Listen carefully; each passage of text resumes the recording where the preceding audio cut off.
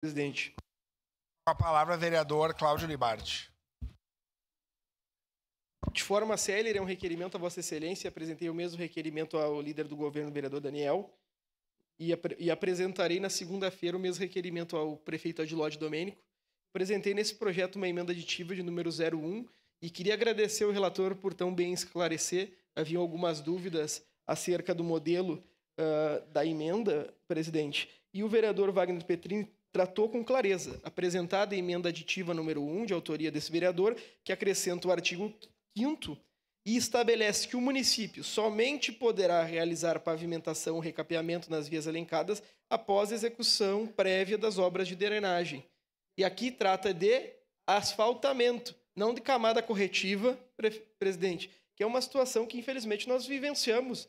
Eu e o vereador Santo Fantinel, em diversas oportunidades, nos manifestamos acerca da necessidade dessa alteração na lei.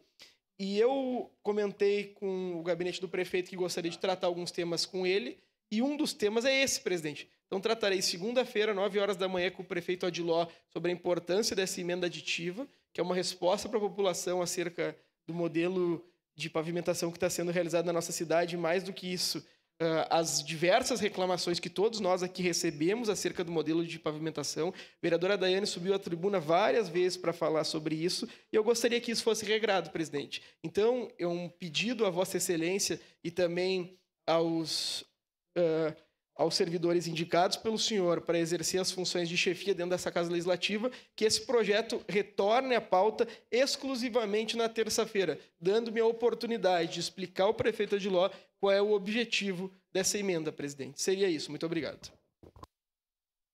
Obrigado, vereador Cláudio Libardi. Encerrada a primeira.